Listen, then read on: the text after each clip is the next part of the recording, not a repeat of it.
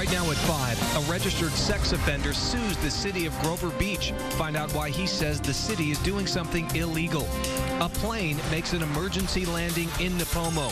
What investigators believe went wrong. Plus, a local firefighter and his four-legged friend are back from Nepal. He shares their amazing life-saving stories. Right now on KCOY 12 Central Coast News at 5. Live from the largest news team on the Central Coast with important local coverage. This is KCOY 12 Central Coast News at 5 o'clock. Good evening. Thanks for joining us. I'm Scott Hennessy. And I'm Paula Lopez. A lawsuit has been filed against the city of Grover Beach challenging an ordinance to keep registered sex offenders from living within 2,000 feet of any school, park, or daycare center.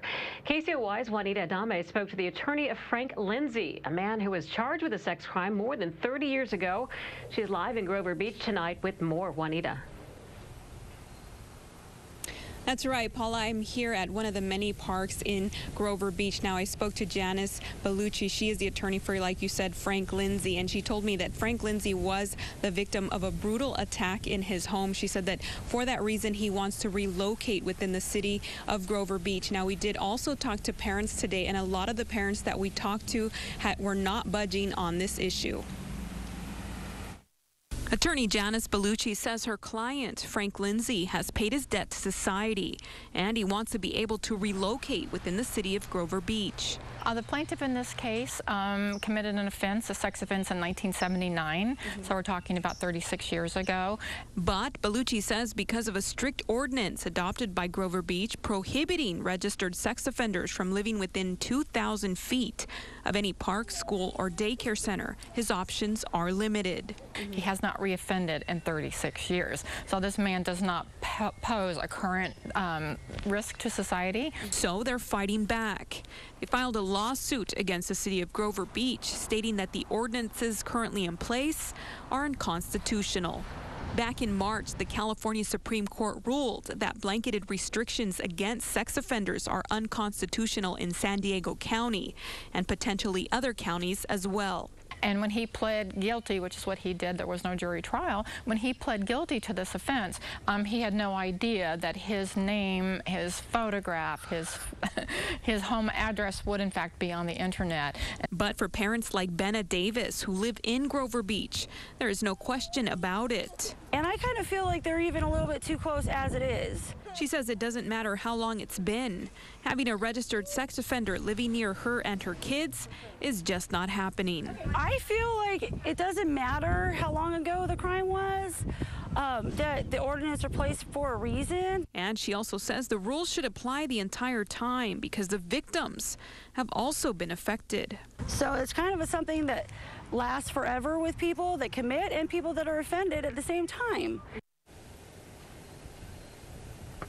Now, we did get a call from the city attorney late this afternoon, and he said they haven't been served with the lawsuit, so they cannot comment on it today. Live here in Grover Beach, Juanita Adame, KCOY 12 Central Coast News. All right, we'll see what happens. Thank you, Juanita. A scary situation for a Cessna pilot near Nipomo today. The pilot was forced to make an emergency landing just before 2 o'clock this afternoon, northeast of Willow Road near Thompson Avenue. Investigators suspect the plane's engine failed, but fortunately, the pilot was able to bring it down safely. CAL FIRE says he was the only person on the plane. The FAA hasn't released the pilot's route and is still investigating what went wrong with the plane. We have an update now on the Santa Barbara oil spill. The Unified Command has removed 5 booming and skimming boats from the water. They say most of the oil has been collected and the extra booms and skimmers are no longer needed. No oil has been found on the water since earlier this month, but some boats are still monitoring the area. Teams on land continue to work to collect any oil that washes ashore. Santa Barbara County's Board of Supervisors has voted to support a state bill banning new offshore drilling projects. The move comes in the wake of the Refugio Beach oil spill. The spill dumped 100,000 gallons of oil into coastal waters. The board voted 3-2 in favor of Senate Bill 788, which eliminates new offshore oil development in state waters. Supervisor Peter Adam and Steve Lavanino objected, Adams saying the board was capitalizing on an unfortunate event for political gain. Well, the wind and rain have been heavy today in Dallas as Tropical Storm Bill continues to weaken. But all that rain is a major concern for the residents in a wide swath of Texas, which is still recovering from deadly flooding. Ryan Nobles reports from Dallas. Tropical Depression Bill started pounding North Texas with rain early Wednesday, making the morning commute a nightmare. That's not good news for a region still soaked from last month's deadly flooding. Crews are on standby to pump any floodwater into the Trinity River, which at this point is below capacity. The amount of rain will impact, how much we can take on, but we can't control how much rain we get, but we do have some additional storage in the reservoir. In Houston, crews are cleaning up after a night of heavy wind and rain, which downed power lines and snapped trees. Streets flooded in Galveston, Texas after the storm made landfall yesterday afternoon. There's a voluntary evacuation in some areas. It's bad. It ain't quite as bad as Katrina a few years back, but it's bad. Surfers are taking advantage of the huge waves, but officials warn flash floods, high winds, and possible tornadoes are still a threat. We are in hurricane season. Everybody needs to have a kit, make a plan, be sure you're ready, because this may not be the last such event we see during this year. Forecasters say this is not just a Texas event. Oklahoma, Arkansas, and Missouri could also feel its effects by Friday. In Dallas, I'm Ryan Nobles reporting. Is there any rain in sight here in our area? Let's check in with meteorologist Jason Stiff in the First Alert Weather Center. Hi, Jason. Hi. I wish we had rain. We're just going to have to deal with more of our typical June pattern. Now, as you can see behind me, here's the latest with what was Tropical Storm Bill. Just at the top of the hour, it weakened further. Now, no longer even a tropical depression. It's a remnant low. It's a extratropical cyclone, as they say, but you can see the center of it just north of the Dallas-Fort Worth Metroplex. Amazing amounts of rain continue to circulate through much of East Texas, as well as Oklahoma into Louisiana and Arkansas. Then we have the Central Coast, a much different situation. Ridge of high pressure just to our west, allowing more fog and mild air along the coast, warm inland, and then further inland, a lot of sunshine and a lot of heat. We still expect more of the low clouds and fog overnight tonight through tomorrow morning, with overnight lows that will be fairly mild for this time of year. The highs today were amazingly hot in Paso Robles, 102 today, 73 in Santa Maria, and 77 in Santa Barbara. Tonight, more low clouds and fog, continued mild with pretty much everybody staying in the 50s. More details about the next 7 days coming up in my First Alert weather forecast. Thank you, Jason. A local firefighter and his search dog are back from a 21-day deployment to Nepal. Santa Barbara County firefighter Eric Gray and his dog Riley were a part of a Southern California search and rescue team. They went street by street looking for survivors in Kathmandu. Gray calls the destruction immense after a magnitude 7.8 earthquake tore through parts of that country. In the end, the team was able to find 2 survivors buried under rubble. Because of the combined efforts of these teams and the time and effort that we collectively put into training, we're able to, there's 2 people alive today because of that. That's humbling. Eric and Riley are assigned to Santa Barbara County Fire Station 11 in Goleta. If there's a local emergency like an earthquake, the team will help search for people in our area. And some scary moments for Alaskan firefighters running from the very fire they were sent to put out. Crews were sent out to the Card Street fire earlier this week. The fire has grown to more than 2,000 acres, and firefighters have not been able to contain it. At last check, the fire was spreading towards a wildlife refuge. New information tonight about 2 prison inmates who successfully broke out of a maximum security prison. Investigators now say the prison worker who helped the convicts escape hired the men to kill her husband. Joyce Mitchell was arrested last week for giving both Richard Matt and David Sweat tools that helped them escape. Mitchell and her husband both work for Clinton Correctional Facility. Search crews are now looking at thousands of leads. Investigators say the 2 killers could be anywhere from Canada, Vermont, or even Mexico. Attorney General Loretta Lynch was formally sworn into office today. President Obama was among those in attendance. Lynch officially took office back in April, but was sworn in today by Supreme Court Justice Sonia Sotomayor. It was an uphill battle for Lynch since the beginning. President Obama first nominated her back in November, but 5 months of political infighting put her nomination on hold. The Senate finally voted to confirm her in April. She is the first African-American woman to serve as Attorney General. New information tonight on the fatal balcony collapse in Berkeley that killed 6 people. Investigators now believe the balcony was weakened because of water-damaged wood. Today, mourners placed dozens of flowers to remember the 6 victims who were visiting from Ireland. The 5th-floor balcony gave way early yesterday morning, spilling 13 people onto the pavement below. 7 people survived the accident, but their conditions are not yet known. The Santa Maria Police Department is getting ready for a big move this week. The department will move into its new building on the 1000 block of West Betaravia Road. This Monday will be the first day in the new building. The new station has been in the works for years to better accommodate a growing staff. The city paid for most of the renovations by using income from rental properties. The station, located on East Cook Street, will be closed tomorrow. Well, drones, they are becoming more and more helpful these days, and now they can actually help save your life. Find out how one California community is using drones to warn people of a possible shark attack. Plus this. And I'm Dave Alley, live at Allen Hancock College, where a big announcement was made today regarding a brand new football facility right here on campus. I'll have that story coming up. We'll be right back. Live, Scott Hennessy, Paula Lopez, and meteorologist Jason Stiff. KCOY 12 Central Coast Local News. Live at 5.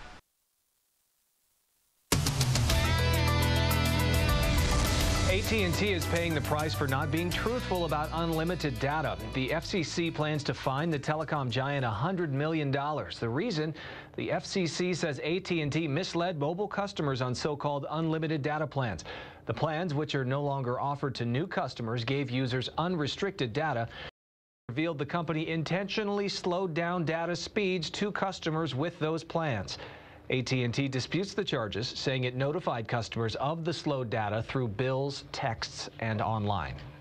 Police are investigating poultry producer Foster Farms. This comes after an animal rights group shot undercover video showing some chickens being slammed upside down into shackles, punched, and having their feathers pulled out while still alive. The Los Angeles-based Mercy for Animals says the video was taken between April and June at a Foster Farms slaughterhouse in Fresno and the company's nearby farms. Foster Farms says the company has launched its own investigation and will fully cooperate with authorities. A new study finds the birth rate in the United States has gone up for the first time in 7 years. The Centers for Disease Control and Prevention found the birth rate for women between the ages of 15 and 44 went up by 1% within the last year. This is the first increase since 2007 and the start of the Great Recession. Researchers are linking the improved economy with the rise in birth rates. There's a lot of excitement today at Allen Hancock College, where a big announcement was made. KCOY 12's Dave Alley is live on campus to tell us how a long-running dream is about to become reality. Hey, good evening, Scott. Over its long history, Hancock football has been one of this school's premier programs, winning games and championships, plus sending countless players and coaches to the pros. Most notably, this is where John Madden got his start early on about 50 years ago. Now, through it all, through everything, one thing that this program has never had, if you can believe it, is a home field. However, that will change in just a couple of months, starting this fall. That's when, at long last, there will be home games played right here on campus. Today, school officials announced a temporary stadium will be created right here where I'm standing at the team's new practice facility, which just opened last year. Bleachers seating at about 1,200 will go on the west side, a press box over on the east side. A scoreboard donated from Arroyo Grande High School will be placed on the north end. Now, the hope is a permanent stadium will be built right here at some point in the future, but for right now, this will work just fine for a team that's long waited and needed a real home. For the students to have an ability to come and support the team in a way that's, right there where they go to class is just perfect for them. I just have a vision of it. There's so much grass. I could see kids being out here running around, and it just barbecue smell and the whole thing. It's a real Santa Maria style deal, in my opinion. Games will kick off this coming season at 2 p.m. That's a change from 4 p.m. or 6 p.m., which has been the case in the past. The school does hope to install lighting at some point in the future. As for what this will cost, well, the temporary facility here will essentially need no additional money because it will be about the same amount the school would have needed to pay for the costs associated with playing off campus over at Rigetti High School, where it has for over 20 years. The first game, by the way, will be held right here Saturday, September 5th versus Santa Ana. Get your tickets. Reporting live in Santa Maria, Dave Valley, KCOY 12, Central Coast News. Looks like it's going to be a great setting for football. Long awaited there, Dave. Thanks very much. More news coming up on Central Coast News at 6, including a local park undergoing a massive renovation. We'll take you out to Waller Park for the demolition. And a house fire in San Luis Obispo displaces 2 Cal Poly graduates. Where the fire started and how crews were able to put out the flames, coming up after the CBS Evening News with Scott Pelley. Well, one Southern California community is trying a new tactic to ease swimmers' fears about sharks. Ben Tracy reports on how lifeguards are using drones to search the ocean. America has become drone dependent. They're seemingly doing everything from helping farmers find sick trees to selling real estate. A new smart drone. And covering the news. Yeah, this one's probably about waist deep. Now they're even searching for sharks. We've used it for about a month filming sharks, and so it allows us to know where they're at, whether we keep warning people, whether we tell people they're there or not there. We need to know these things. Chief Joe Bailey runs a lifeguard department in Seal Beach, California, just south of Los Angeles. Take it off from the beach. It flies up about 100 feet, looks down a wide area, and when we see the shadows, then we'll go down and focus in on them. We can film them, we can take pictures of them, so we know they're there. The best place to spot a shark used to be up here on the lifeguard tower, but this is no longer the best vantage. With these eyes in the sky, they can now head out over the water, and the outline of a shark becomes unmistakable. So the boat's 28 feet long. On a single morning earlier this week, Bailey counted 10 juvenile great whites by using his new equipment. If we get bigger sharks or we get sharks that are aggressive, we're actually going to close the water. But right now we have sharks that are 5 to 6 feet long, non-aggressive, acting like normal sharks, feeding on bottom fish, doing exactly what we would expect them to do. Shark researchers like Christopher Lowe of Cal State Long Beach say Southern Californians should get used to seeing more of these very young sharks. We've done a lot to clean up our air, to clean up our water, to better manage our fisheries.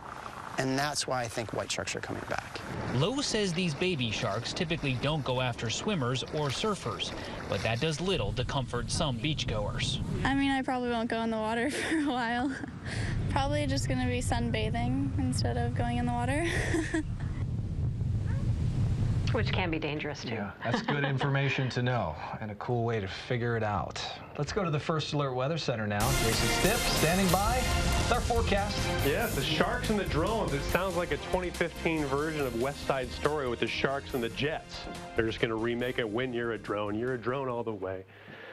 Anyway, that's why I don't sing. How about we look outside and talk about the weather? Let's look outside at Tepiscay. A beautiful day. It was still foggy this morning, but we did have an above average high again today. 73 degrees, 2 degrees above average, both for the high and the low, which was 53 this morning. Currently above the low clouds that are starting to push in. A clear sky, 66 degrees. The wind northwest at 8 miles an hour past the Robles. It was even hotter today than yesterday. It was 102. Right now it's 98, 72 in San Luis Obispo after a high of 79. It's 86 in Santa Ynez where it was 91 today, and it's 96 degrees in Cuyama. The wind not quite as strong today as it was yesterday, but certainly we can handle this. Most areas between 8 and 15 miles an hour. Now here are the remnants of what was Tropical Storm Bill just north of Dallas, Texas, but unfortunately for Louisiana, Arkansas, Oklahoma, and Texas, we still have a lot of flooding rainfall, and it still extends right along the Texas Gulf Coast past Houston, getting closer to Del Rio. Then we head to the west. I wish we had some of that wet weather. We still have some showers and storms all along the front range of the Rockies from Montana to New Mexico, but for the Central Coast, we are still under the influence of this ridge of high pressure, so no relief from our drought at all. We still expect our typical June pattern, pushing more of the marine layer on shore. So overnight tonight through tomorrow morning, the Central Coast especially will have more low clouds and fog extending from near Morro Bay and Cambria southward all the way toward Point Conception. We will have a lot of sunshine, though, once we get through it tomorrow morning, and we also expect a little bit less in the way of low clouds and fog by Friday morning. It'll still be here and there, a little bit on the Central Coast, a little bit on the South Coast, but not as extensive and not as long-lasting as it's going to be tomorrow morning. Here's your marine forecast. Some gusts up to 25 knots sustained, though, 10 to 20, and the seas swell 5 to 6 feet. So here's your forecast tonight. It'll be mild again, a low of 55 in Santa Maria, but a little bit warmer tomorrow with a high of 75 degrees. As we head closer to Paso Robles, it's going to be hotter. 102 degrees for a high tomorrow, 80 degrees for San Luis Obispo, 100 in Atascadero. But if you want milder air, Pismo Beach is the place to go, expecting a high of 67 degrees. And for the South Coast, expecting upper 70s and lower 80s for highs after overnight lows between 55 and 60 degrees. Next 7 days in Santa Maria, we do expect more sunshine Friday through Monday, but agreeable temperatures, almost all of them in the mid to upper 70s and lower 80s. Tomorrow, one of the cooler days at 73. For San Luis Obispo, lower to mid 80s across the board. Father's Day, the first day of summer, too, looking awfully warm with a high of 83. For Paso Robles, still triple digits right across the board. Saturday, 105 degrees. And for the 5 cities area, a little bit more comfortable. Mid to upper 60s and lower 70s, with Saturday being the warmest day. Thank you, Jason. Well, it's a symbol of freedom, liberty, enlightening the world. And it's celebrating a special anniversary. Lady Liberty arriving 130 years ago today. More about her legacy coming up.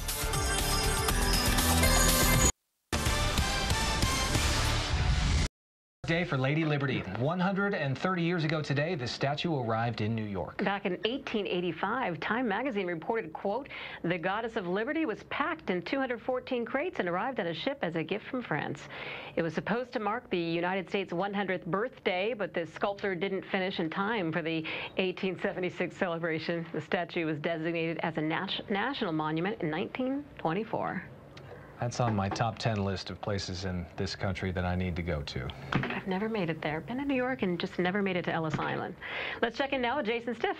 Oh, we do expect more low clouds and fog tomorrow morning, but a lot of sunshine tomorrow afternoon. Similar temperatures tomorrow to what we had today, varying from the 60s all the way to the 80s, 90s, and triple digits. All right, Jason, thank you. CBS Evening News with Scott Pelley is next. We'll see you back here at 6.